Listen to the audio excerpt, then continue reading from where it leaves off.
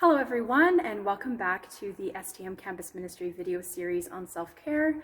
My name is Celeste. It's a pleasure and an honor to be back with you again today. Today we are talking about one of my favorite self-care techniques, deep breathing. So let's just take a moment. I invite all of you to find a comfortable seat or a comfortable position. Just settle in and we can get started.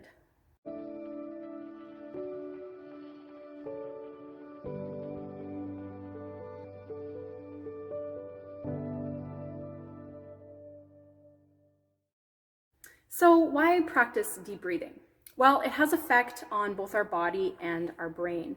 So for our body, first it helps to regulate our breathing, particularly if we notice that maybe our breathing is becoming harder or maybe very rapid or shallow or even difficult when there's no real reason for that to be happening. There's no sort of physical reason anyway. Things like exercise, where it would kind of be justified to be breathing maybe a little bit harder, a little bit heavier. If we're just kind of sitting around, it doesn't make quite as much sense, right? So regulating our breath can help to slow down our heart rate. It helps to deepen our breath. And if you don't really know what that means, don't worry, I'll explain what I mean in a minute. And it also helps to get oxygen kind of moving through our bodies, and it can even help our body to physically relax. On the brain side of things, normally breathing isn't really something we have to think about, right? It's just one of those things that happens. Like our brain, our nervous system, our lungs, our throat, and our nose and mouth just kind of work together to take care of it. But what happens when we practice deep breathing is we're bringing our attention to our breathing. We're intentionally focusing on something that normally we don't have to think about at all and choosing to manipulate or change it. And it's that shift in attention that gives our brain a chance to maybe reset or refocus. I know I find it kind of helps my brain to slow down, to quiet some of the noise that's going on up there, to process things, and again, just to kind of reset and eventually refocus on what's really important in that moment. So I first started practicing deep breathing when I was learning to sing, when I was pretty young. I did that for a couple of reasons. First, deep breathing is helpful just in terms of increasing lung capacity, and as a singer, that's something that I really needed.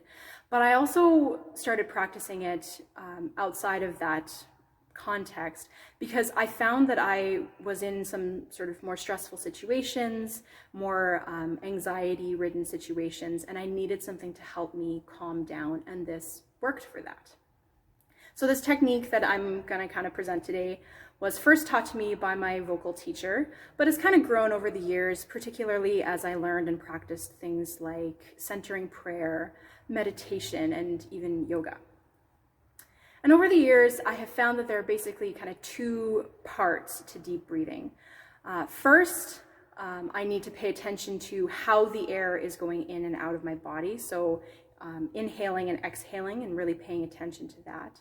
And second, I need to pay attention to where the air is going in my body. Or in other words, kind of how deep the breath is going into my body. So let's start today with part one, inhaling and exhaling, also known as paying attention to how the air is coming in and out of my body.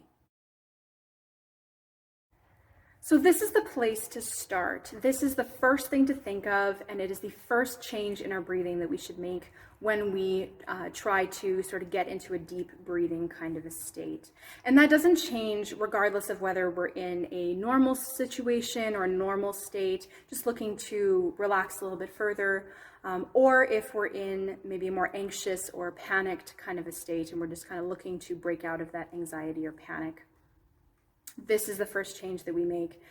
This is the first thing to think of. And I say that because sometimes it just isn't available for the body to shift right into that deep, long breath. I know for me, there have been situations where my heart has been pounding so hard and so fast when I was kind of trying to make the shift to deep breathing, and when I decided to try some deep breathing in the moment, there was just no way I was physically going to be able to take a nice big deep breath right off the bat. And the goal of this part really is just to establish a sense of control over the breath and to start lengthening the breath. So for it to start physically taking longer to inhale and exhale. So for me, the most effective way to control the inhale and the exhale is to breathe in through my nose and out through my mouth. And there's a few reasons for this. First, I find it takes longer to breathe in through the nose rather than through the mouth. And so that one shift already starts to add length to the breath. Two, I find that I have more control over my exhale if I breathe out through my mouth, because I can kind of change my embouchure or the shape of my mouth. Three, I find it a lot easier to visualize sort of air up and in through my nose and down and out through my mouth. It's just a little bit easier to visualize. And four, I find that inhaling through sort of one part of my face, exhaling through another, helps me to focus and to keep my focus on my breathing and off whatever is going on around me. And so once we have a pattern established, or even an ease and some length kind of figured out in our breath, and we feel like we have a little bit more control over our breath, then we can move into part two, paying attention to where the air is going in my body, also known as deepening the breath. So to deepen the breath, we need to bring a little bit of awareness to our body, to our torso specifically. So there are basically two ways that we can breathe. The first is with the top of the lungs, or with the chest. And the second is with sort of the lower part of the lungs, with our belly. And in deep breathing, what we want to do is we want to shift our breathing to our belly instead of the chest. And this has to do with our rib cage and the amount of room that our lungs have to expand. So our lungs, of course, inside our chest, they're surrounded by the rib cage, which acts as structure for the torso, but also as protection for some of our most vital organs. And so when we breathe with the top part of our lungs, with the chest, there's only so much room that they can expand because they're surrounded by our rib cage.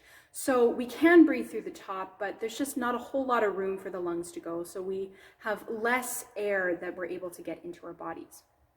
But when we breathe with our belly, there's a muscle that sits just below our ribs, below our lungs, kind of on top of everything else in our abdomen. It's called the diaphragm. And when we breathe with our belly, that expands downward, moving things around a little bit in our abdomen, kind of making a little bit of room so that our lungs can expand downward and even a little bit into our back, which of course has a lot more actual sort of volume or room to expand into. So there's just a lot more air that we can physically get into our body when we breathe with our belly.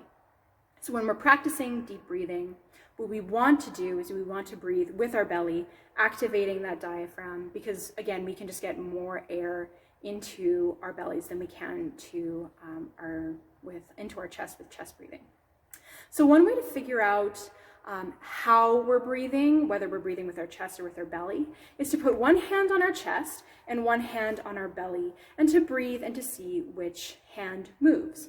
So if we're breathing with chest breathing, it'll kind of move a little bit like this. It'll be, so again, this top hand that I have here moves, and the shoulders move as well with chest breathing. But when it comes to belly breathing, only the hand on the belly moves, and the shoulders and this top hand don't move really at all. So again, it kind of looks a little something like this. So that's chest breathing and belly breathing. Now, and when we're doing belly breathing, another way to see kind of how deep our belly breathing is going is to put one hand just on our back, kind of our mid or lower back, put another hand on our stomach, and see which of our hands moves again. The deeper the breath, hopefully the more our back will expand a little bit. You'll feel the hand on your back moving, which I think is really, really kind of fun and neat. So those are kind of the basics of deep breathing. You want to inhale through your nose, allow the air to be drawn into the belly, and exhale through the mouth. So this is how I do it. This is how I learned to do it. This is what works really well for me. And if you haven't tried it this way, I really recommend that you try it out. I've had a lot of success with it, and hopefully you will as well. But please remember that this isn't the only way to do deep breathing. Maybe you've been using a different technique for deep breathing all your life, and maybe that's been really working for you. And in that case, go for it. Or maybe this technique just really isn't available for you right now.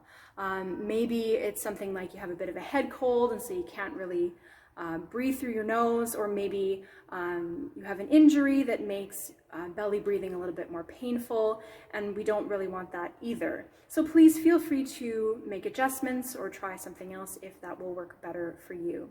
Remember, the whole point here is to be able to keep our focus on our breathing and let other things fall away. And if something else works better for you, absolutely 100% go for it. So that's all for today. In the next couple of days, I'll be publishing on our channel here just a couple of different videos that will be simply a guided deep breathing session. So these will be opportunities to take what we've talked about today and to put them into practice together. They'll be pretty simple. I'll offer just a few simple cues just to get us breathing together and to give ideas for a couple of different sort of deep breathing patterns. So thank you for joining me today. I'll see you in our little deep breathing sessions. And until then, or until the next time I see you, know that we in Campus Ministry are praying for you all the time, that we love you so very, very much. Stay safe and happy breathing.